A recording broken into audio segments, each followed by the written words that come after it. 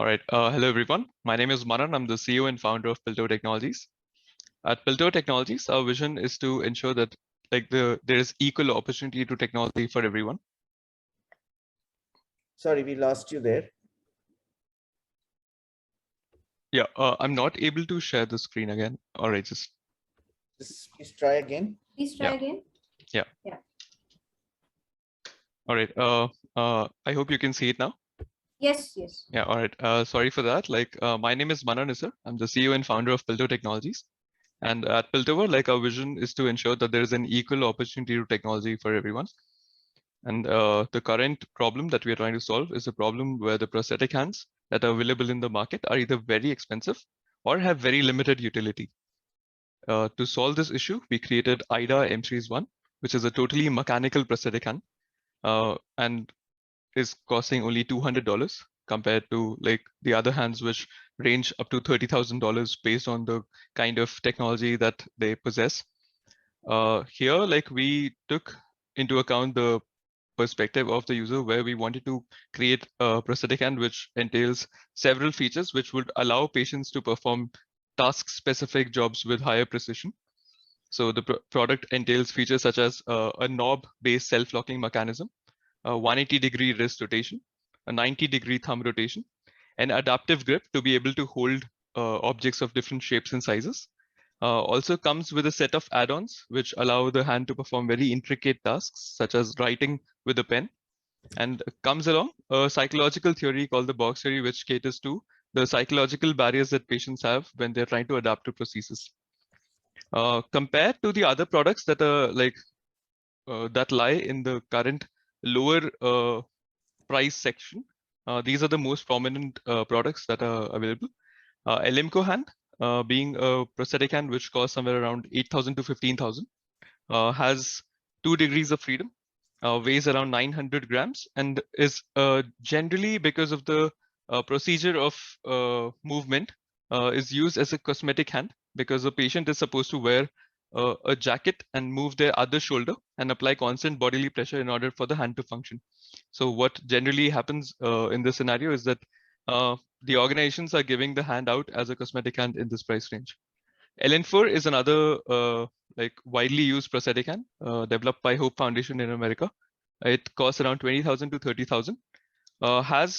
Is again totally mechanical, but has very limited utility in terms of the tasks that it can perform. Enable hand again is like a voluntary initiative taken by Enable Foundation, where they allow different volunteers across the world to 3D print prosthetics. The drawback here is that the amount of force that the hand can actually hold is very less. So it's generally used for children.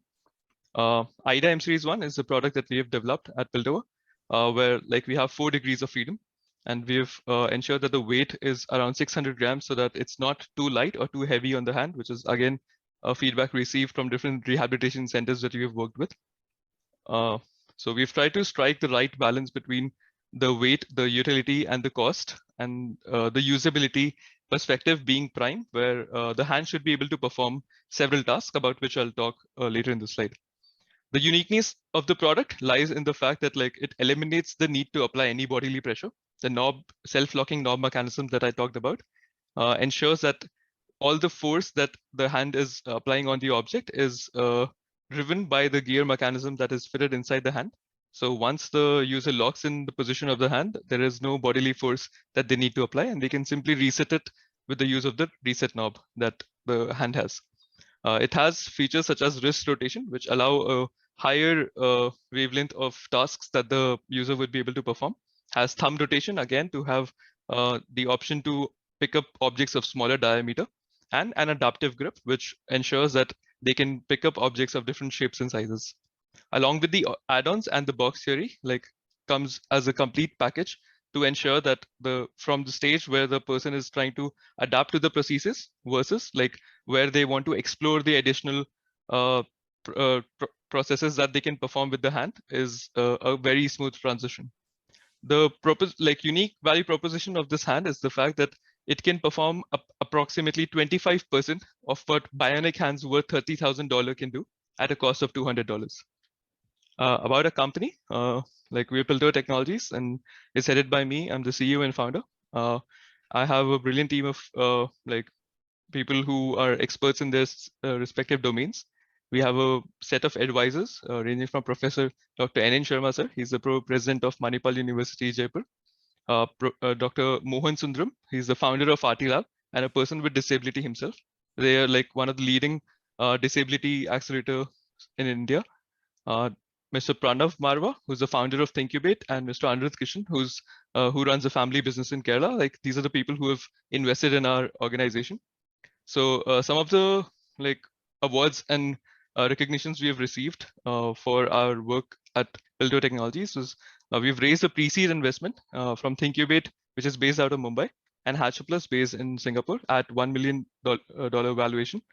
We also represented India at Jerusalem for Start JLM, and we were also we were also amongst the top 50 startups in India for IM Calcutta NDTV Smart 50 contest, which was organized by the central government, NDTV, and IM Calcutta. We were also associated with Kerala Startup Mission, and were the Idea Day winners there, and also took part in several IIT and IM based events to understand like how we could improve our product further. The project that we want to like launch here is called Project Asha, where we want to imbibe hope amongst the people who would be the recipients of the product. And we wish to enable approximately 150 below the elbow amputees to be able to perform these task specific jobs by the fitment of IDA M Series 1. So what we have done so far is we have tied up with RT Foundation and like are in talks with Association of People with Disability and have a confirmation from Rotary Karnataka for this particular project and have received the names of like 120 beneficiaries already from the Karnataka government.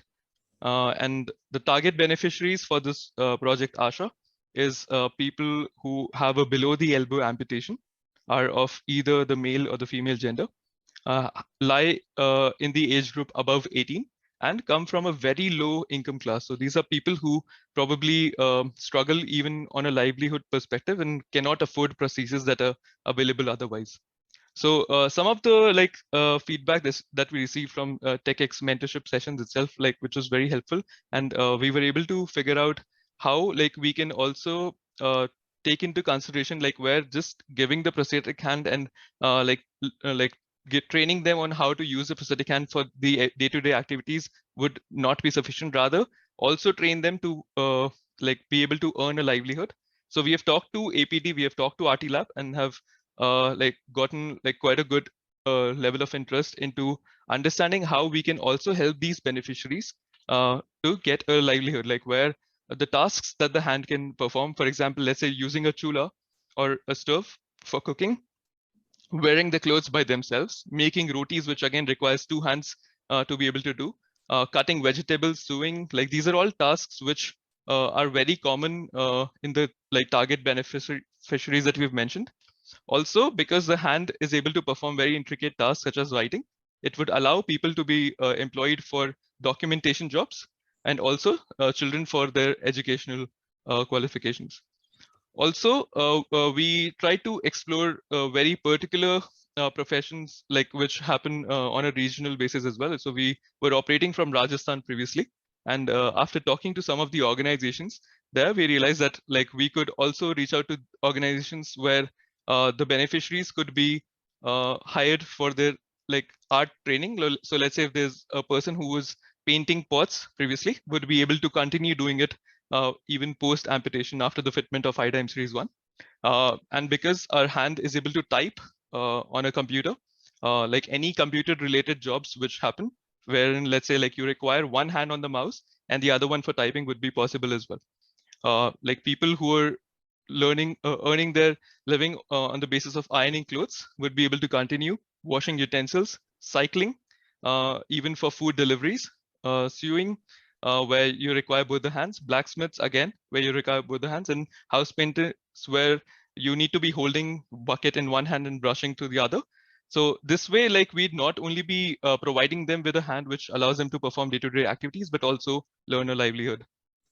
Uh, at this particular project, Asha, like we seek for a funding of 25 lakhs in a timeline of 4 months, out of which like we want to keep the last month where we get feedback from the users and also help them with any more specific operations that they want to perform with the hand. So we wanted to have like a post engagement part as well, like where in the initial month we do the fitment, sit through them and work with them on the livelihood perspective, and in the last month also take a lot of feedback and understand like how we can help them individually to be able to perform the tasks that they want to. Through this project, we want to ensure that the hand reaches out to 150 beneficiaries and create like a total analysis of the kind of impact that we are able to have. Because what we have noticed in this particular sector is the fact that people, when they're giving out prosthetic hands, they always tend to go for the cheaper prosthetics, and like where they try to measure social impact by the number of hands that are given out. And that's one of the primary reasons we wanted to keep the price very low, so that like that is becomes like a no-brainer decision for them. So here, like rather than just the number of hands being given out, we also want to talk about the other vertical where we talk about the depth of impact that it is having on each and every individual. So we want to showcase, like we'll be showcasing the crucial daily tasks that they're able to perform, which affects their daily lives and also the work that they do. And also focus on the livelihood intervention part, like I'd mentioned. We'd also be creating a short video documentation to showcase all the processes that were involved and also take feedback from the users, like we mentioned for the last month. I just want to conclude by showcasing a little video of the product, if that's okay. Yeah, please do. Yeah.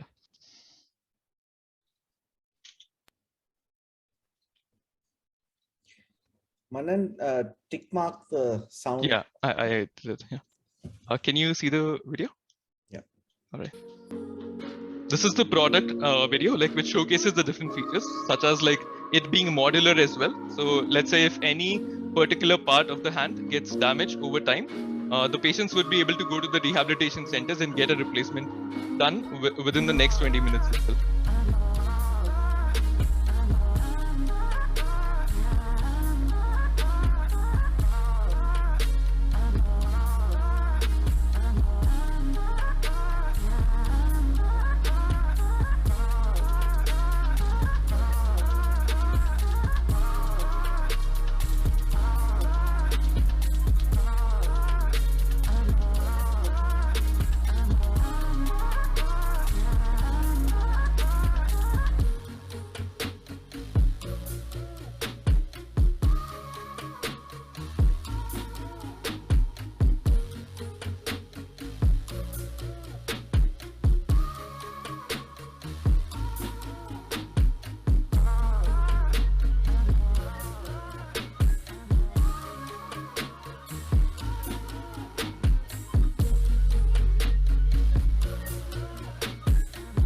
That'll be all.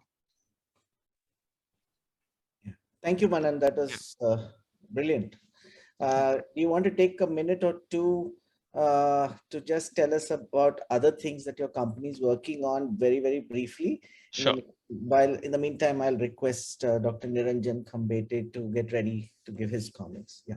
Sure, absolutely. So apart from the mechanical prosthetic hand, we're also working towards developing an electronic prosthetic hand and a myoelectric prosthetic hand for people who have bilateral amputee, so that like they're able to perform the same tasks with higher efficiency, considering with the involvement of electronic components, we'll be able to give higher force, have features such as individual finger movement. We're also working on an AI mechanism, like where in the hands, like we'd be able to pick up objects and apply the pressure based on the kind of material and the shape that the product is in. So for example, if you're having a thermocol glass versus a steel glass of the same shape and size, the hand would be able to detect the amount of force that we need to apply. So that just to ensure that like we're not really crushing the thermocol glass and like not like letting loose of the steel glass for that matter. So these are some of the things that we are working on. And we at Piltover Tech wish to continue working in the assisted tech space with the same ideology, where we create products of higher utility from the user perspective with a low cost option, so that it's developed in an inclusive fashion. Yeah. I think Dr. Shankar, you have your video on, so please go ahead first. Yeah. I'll ask Yeah, I'm so sorry. Manan, heartiest congratulations. I think that's a fantastic product that you have developed. Very, very. I have, just to understand the the source of power is the other hand. Am I right? I mean, Right. I have to move the hand, then, I would have to use this hand to Rob. do the, and it would be Right. a fixed kind of a stuff. Right. So if I'm holding a bucket of water, I do something, it fixed, and then I paint with this hand. Or Right. if I'm holding a mouse, I won't be able to click on the mouse. I kind of fix my hand on the mouse, move it this way, and am I right? Right. So like in the case of the mouse, however, like we have set of add-ons, so you will be able to click or type if you want to. So you don't need to like rotate the knob. Yeah. You would be able to type. How would that? What would So be the so source we of power? so we have an add-on which clamps onto the prosthetic, and I think like I just briefly mentioned. So we Okay. have an add-on which goes on top of the hand. So for different tasks, like very intricate tasks such as typing, we have an add-on which sticks out with which you'd be able to type if you want to, like Source on of the key. power would be the muscles The here. elbow, right? Exactly. Right. Okay. Yeah, and Fair, fair. the like reason we wanted to keep the knob mechanism and the reset knob is so that like if like you mentioned, like in the case of the painting scenario where you need to hold the bucket, if they have only one hand, they would not be able to perform those tasks. And there are like several tasks. We have developed a daily list of activities of like around 100 tasks that the people At need to least do. coarse motors activities you can easily take care of, and Absolutely. leave aside the fine motor for the higher end. Right. Fantastic. Yeah. Yeah. Okay, good. Great, thank you. Well Niranjan, done. Yeah. over to you. Yes. Yeah. So I also congratulate the entire team. I think it's a very basic and simple product that you have come up with. I only was thinking of the material that you have used. So you have used PLA, right? Right. So is it strong enough to be able to withstand? And there will be some wear and tear, and Right. have you unexpected breakages of the individual Right. small components, links? Is that a possibility? Right. So like I totally understand your concern, because like in traditional 3D printing, we use PLA and like one thing that we have done from our end, like to ensure there's no breakage in the like material is strong enough to like withhold all the activities of like everyday life, is that when generally we come across like into like when I talk about the 3D printed parts, they have an infill of approximately 20% to 40%. So in our case, like the infill that we have kept on each and every part is 100%. So like when it comes to the strength, it is as good as something that would be injection molded. The material, however, being biocompatible so that it's usable for the person. Yeah. That is another question. Why the materials needs to be biocompatible? Yeah. So in certain cases, like we had inquiries where people wanted to put a skin on top of the prosthetic hand, where they wanted to ensure that both the colors, like again, comes from different social stigmas for certain set of people. Some actually want to show off like that they have a prosthetic hand instead. So the reason we want to keep it biocompatible is so that like people who are not opting for a skin alternative would still be able to, let's say, eat with the same prosthetic hand and not have random reactions happening to different types of products as well. Hello, Niranjan. But Yeah. that you have used is biocompatible. You tested it or anything, right? Sorry. You have not tested those materials, or by only theory you are saying that it is PLA is biocompatible, right? No, you have not done any testing. We have like even on the stress part, like what we have done is like they gave us a list of different types of acidic and basic nature particles that we come across on an everyday basis, and they tested that particular like list of materials for us, where there was no intricate reaction happening with the material on the top of the fingertips. So what we have done on the top of the fingertips is we've put polyurethane material to be able to also have a better grasp of the like products that we're holding, and ensuring that again even those materials are not reacting with the like list of acids and bases that like they're given. So what you have tested is actually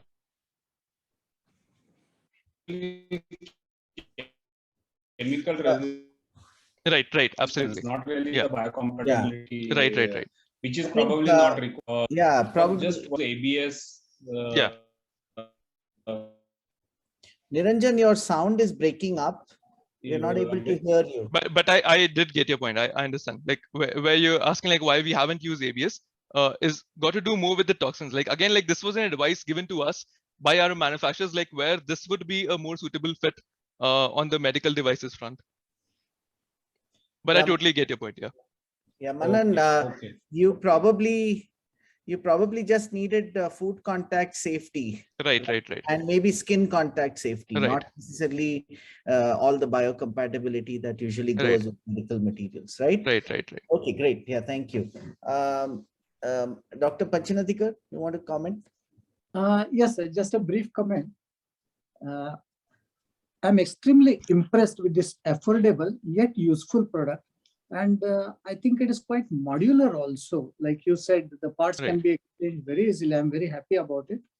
And for the socially conscious, the material that you have used is PLA. I think in the long term, it is quite good because concerns about environmental damage, etc., are taken care of. Though I find that there is some controversy there.